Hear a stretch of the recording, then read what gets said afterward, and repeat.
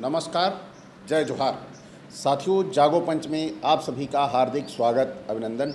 साथियों, जागो पंच नित्य आपके लिए अंधविश्वास, पाखंड और जो हमारे समाज में कुरीतियां हैं और जो ऐसे रीति रिवाज हैं जो हमारे समाज में निरर्थक रूप से शामिल हैं और उन पाखंडों, अंधविश्वासों की वजह से हमारे समाज में अनेक तरह की विषमताएं व्याप्त हैं, उसे खत्म करने के लिए लगातार आपके सामने पौराणिक ग्रंथों से और जो हमारे समाज के लेखक हुए हैं उनकी पुस्तकों से उन अंशों को आपके सामने प्रस्तुत करने का काम करता है। तो साथियों, इसी संदर्भ में अभी जो आपके सामने सीरीज एक पुस्तक की चल रही है वह हिंदू जाति का उत्थान एवं पतन है और यह पुस्तक रजनीकांत शास्त्री जी ने लिखी है और इन्होंने हिंदू जो जाति है वह कैसे उत्पन्न हुई, वह किस तरह उनमें मिश्रण हुआ और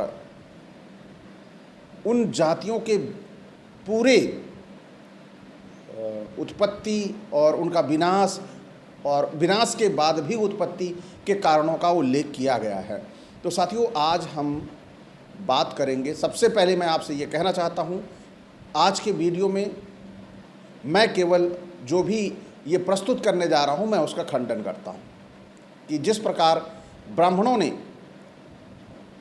क्योंकि मैं इसलिए ब्राह्मणों ने कह रहा हूँ क्योंकि उस समय ब्राह्मण ही लेखक हुआ करता था, ब्राह्मण ही रचयिता हुआ करता था रचनाओं का, कविताओं का, ग्रंथों का और पुस्तकों का।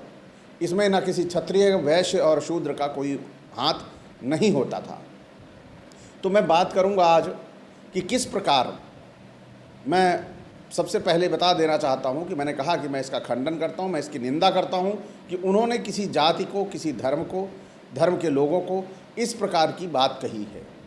तो मैं आगे चलता हूं कि उन्होंने अपनी पुस्तकों में क्या लिखा है, जो रजनीकांत शास्त्री जी ने अपनी पुस्तक में लाकर यथावत हूबहू रख दिया है। चलते हैं पुस्तक की ओर। ब्राह्मणों के बाद क्षत्रियों का नंबर आता है। क्षत्रिय जाति में जितना रक्त सम्मिश्रण हुआ है उतना किसी अन्य जाति में शायद ही हुआ है। क्षत्रियों को हम दो श्रेणियों में विभक्त करते हैं, एक प्राचीन और मतलब एशियंट और क्लासिकल, दूसरा क्षत्रिय आधुनिक क्षत्रिय जिन्हें हम राजपूत कहते हैं। पहले प्राचीन क्षत्रियों का विवरण लिखकर बाद में मैं राजपूतों का विवरण लिखूंगा। प्राचीन काल में चंद्रवंश और सूर्यवंश ये दो ही क्षत्रिय कुल हो गए थे।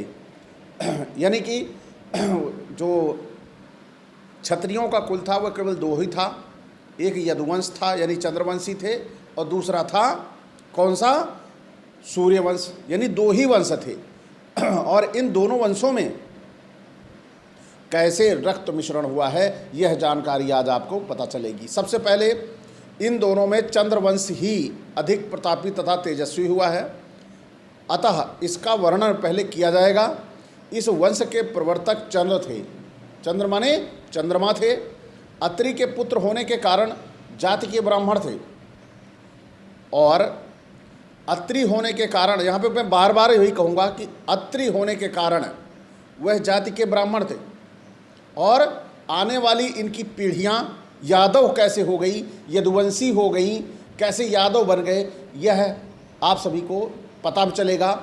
और क्योंकि अभी सूर्यवंश की भी बात आएगी तो कैसे ये वंश एक होते हुए भी, ब्राह्मण की संतान होते हुए भी कैसे आगे क्षत्रिय बन गए, यह बातें आपके सामने जरूर आएंगी।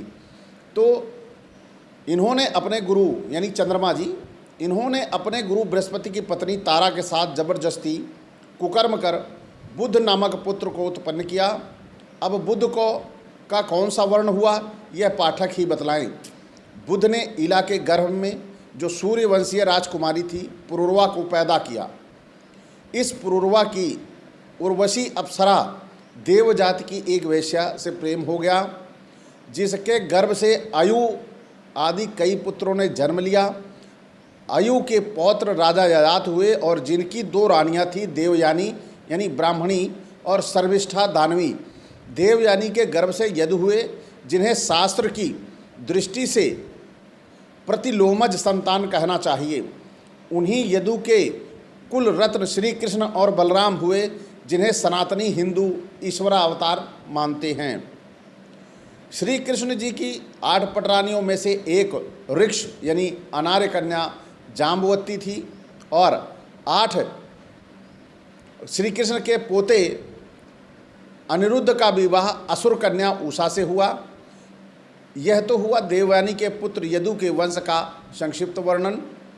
और आगे अब वर्णन सुनिए। अब शर्मिष्ठा से उत्पन्न पुरुवंश का वर्णन सुनिए। राजा यजात की शर्मिष्ठा नाम कर दूसरी रानी के गर्भ से पुरु उत्पन्न हुए, जिनके वंश पर वंशधर राजा शांतनु हुए। राजा शांतनु की 2 स्त्रियां थीं, गंगा और सत्यवती। गंगा वही जो हमारे भारत में बहती है नदी। तो गंगा के गर्भ से देवव्रत हुए, जिन्हें भीष्म भी कहते हैं। और सत्यवती के गर्भ से चित्रागध नामक विचित्र वीर, ये 2 पुत्र उत्पन्न हुए। पाठकों को यहाँ जान लेना चाहिए कि यह सत्यवती वही केवट कन्या रत्न थी। गौर करिएगा, सत्यवती वही केवट कन्या रत्न थी जिसने अपने कुमारावस्था में ही महर्षि पराशर के साथ प्रसंग कर व्यास जी की जन्मदात्री बनने का सौभाग्य प्राप्त किया था। यानी कि यहाँ जो दूसरे की पत्नी हुई थी, उससे पहले वह सत्यवती पराशर ऋषि की पत्नी, मतलब पराशर ऋषि के बच्चे को जन्म, वेद व्यास को जन्म देकर वेद व्यास की माँ बनी थी। और उसके बाद सौभाग्य यहाँ लिखा है कि प्रेम मतलब साध प्रसंग कर व्यास जी की जन्मदात्री बनने का सौभाग्य प्राप्त किया था। यानी कुंवारेपन में और बिना शादी के उन्होंने सौभाग्य प्राप्त किया था या कलंक प्राप्त किया था, यह निर्णय तो करना समाज का काम है। अब लेकिन यहाँ पर इन्होंने लिखा है कि सौभाग्य प्राप्त किया था। और तत्पश्चात राजा शांतनु ने उसके रूप और लावण्य पर मुग्ध होकर उसे अपने रनिवास में लाकर रख लिया था। इस जन्म विवरण से स्पष्ट है कि भीष्म, व्यास, चित्रागंध और विचित्रवीर ये चारों चाहे मातृपक्ष से हों या पितृपक्ष से परस्पर भाई हुए और अपने अपने जन्म और पौर्व्य पर्यानुसार भीष्म और व्यास दोनों ही चित्रगंध और विचित्रवीर से जेठे हुए। गजब की कहानियाँ होती हैं ये। ऐसा जमाल घोटा परिवार तैयार करके रख देते हैं कि साला सोचने में लगता है कि आदमी ये पागल बना रहा है कि ये सच है। वास्तव में ये कहानियाँ बड़ी ही पेचीदा हैं। इनके जो अंदर रिश्तों में उतरो तो समझ में नहीं आता कौन किसका भाई लगता है। एक ही माँ से कई बच्चे पैदा कर लेते हैं, कुछ शादी के पहले और कुछ शादी के बाद, और उसके बाद भी सच्चरित्रता, उनकी देवत्व और उनके सम्मान में कोई कमी नहीं। लेकिन आज समाज में ऐसा नहीं है। चित्रागंध गंधर्वराज के साथ लड़ते लड़ते युद्ध में मारा गया। विचित्रवीर की अंबिका और अंबालिका ये 2 रानियां थीं जो काशीराज की पुत्रियां थीं। विचित्रवीर युवावस्था में ही निसंतान काल कवलित हुआ, जिससे सत्यवती को कुरुवंश के उच्छेद का महाभय हुआ। उसने भीष्म को बुलाकर कहा, तुम विचित्रवीर की विधवा रानियों को अपनी स्त्रियां बनाकर वंश वृद्धि करो, नहीं तो कुरुवंश का अंत उपस्थित हो जाएगा। महाभारत आदि पर्व लिखा गया है। फिर इसमें सत्यवती भीष्म से कहती है कि हे भारत, तुम्हारे भाई की ये रानियां जो सब लक्षणों से युक्त हैं और रूप यौवन संपन्न काशीराज की कन्याएं हैं, पुत्र की कामना करती हैं। हे महाबाहु, हमारे वंश की वृद्धि के लिए मेरे कहने से इनसे पुत्र उत्पन्न करके धर्म की रक्षा करो। वो कहती हैं कि वो जो उनके विचित्रवीर के और के लोगों के बच्चे नहीं हो रहे हैं, आप कुछ ऐसा करो कि इनके बच्चे हों, आप प्रयास करो। फिर धर्मपूर्वक उन्हें अपनी स्त्रियां बनाकर अपना राज्याभिषेक करो और भारत राज्य पर शासन करो। अपने पितरों को ना डुबाओ।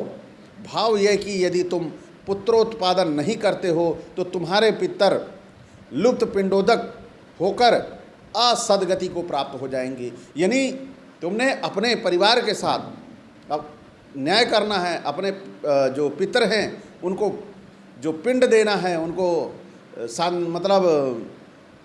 मतलब उनकी खुशी के लिए, सीधे सीधे तौर पर उनके खुशी और प्रसन्नता के लिए तुम उन स्त्रियों के साथ उन्हें अपनी पत्नियां बनाकर उन्हें के साथ नियोग के द्वारा बच्चे पैदा करो। कितना बड़ा आमंत्रण था, ये पहले हो जाया करता था, लेकिन आज यह संभव नहीं है, यह कानूनन जुर्म है।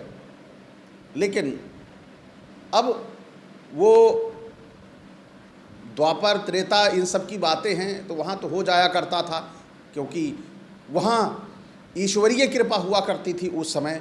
ये तो कलयुग चल रहा है, इसलिए कलयुग में ऐसे कार्यों पर रोक लगी हुई है। इस यहाँ पर कानून बनाकर इसे रोक लगाई गई है, क्योंकि ये कलयुग है।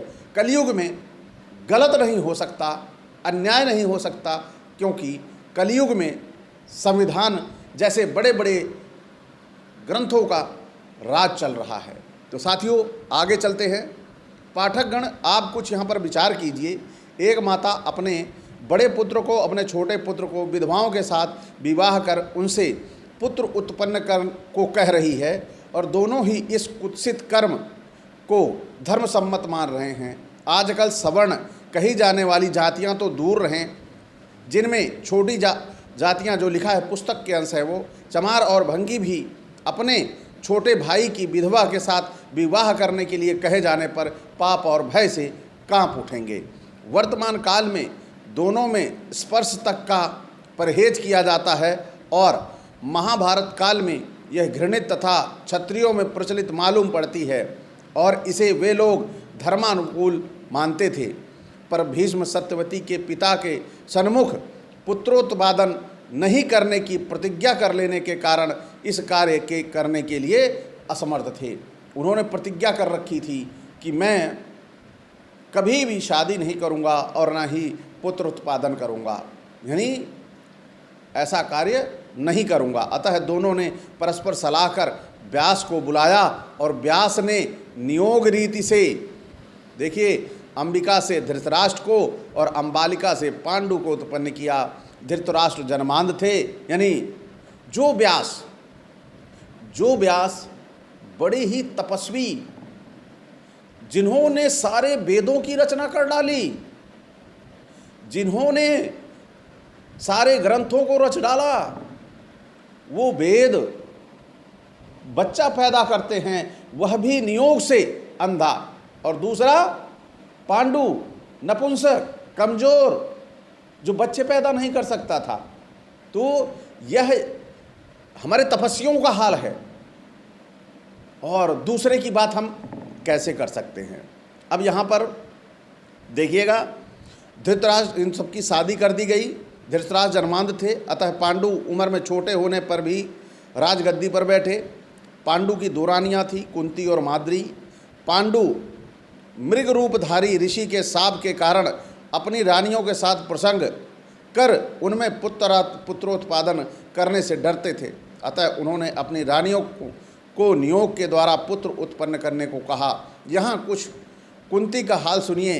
कुंती की कौमारावस्था में ही सूर्य देव के साथ प्रसंग पर उसने कर्ण को उत्पन्न किया था। सत्यवती की तरह यह भी उस युग के आचारादर्श के अनुसार कुमारी की कुमारी ही बनी रही, यानी इससे पहले सत्यवती भी कुंवारी थी, और आगे जाकर वह भी पहले व्यास की माँ बनी, फिर उसके बाद जाके भीष्म वगैरह इन सब की माँ बनी। फिर देखिए, तत्पश्चात कुंती का विवाह पांडु से हुआ। पांडु की आज्ञा से कुंती ने धर्मराज को बुलाकर युधिष्ठिर को, वायु को बुलाकर भीम को और इंद्र को बुलाकर अर्जुन को नियोग के द्वारा उत्पन्न किया। इस प्रकार माद्री ने अश्वनी कुमारों को बुलाकर नकुल और सहदेव को पैदा किया। कितने ही मंदबुद्धि और भोली भाली हिंदू जनता को बहकाने के लिए यह कहा करते हैं कि व्यास आदि ने अंबिका आदि नियुक्ता स्त्रियों के साथ कुछ साधारण मनुष्यों की तरह प्रसंग कर नहीं, बल्कि केवल अपने आशीर्वाद से ही उन्हें पुत्र प्रदान किया, जो सरासर झूठ है। किसी को आशीर्वाद से बच्चे नहीं हो सकते हैं, उसके लिए निषेचन प्रक्रिया बहुत ज़रूरी है। ये लेखक ने भी कहा है, मैं भी इसका समर्थन करता हूँ। मैं आगे चलकर नियोग विषय पर लिखते हुए ये निर्विवाद रूप से सिद्ध कर दूंगा कि इन स्त्रियों के साथ प्रसंग किया गया था। चंद्रवंशीय क्षत्रियों के विषय में इतना ही लिखना पर्याप्त है। इतने में ही पाठकों को भली भांति मालूम हो गया होगा कि इनमें कितने प्रकार के रक्तों का घोर सम्मिश्रण हुआ है। तो साथियों, आज की इस वीडियो में आप सभी को मालूम चल गया कि किस प्रकार चंद्र वंश से शुरू होते हैं, यानी ब्राह्मण वंश ही आ रहा है। दूसरी तरफ अब इसे यदुवंश कह देना कि ये यदु का वंश था, ये यादवों का वंश था, ये क्षत्रिय थे। एक तरफ कहते हैं अत्रि के बेटे चंद्रमा थे और उसे भी कह रहे हैं ये क्षत्रिय वंश है। दूसरी तरफ फिर यहाँ बीच में बच्चे जितने पैदा हो रहे हैं सारे वेद व्यास को बुला के नियोग से पैदा किए जा रहे हैं, उसके बाद भी कह रहे हैं क्षत्रिय हैं। तो ये कौन सी धारणाओं से कह रहे हैं और किस मुंह से कह रहे हैं क्षत्रिय हैं, यह थोड़ा विचारणीय विषय है।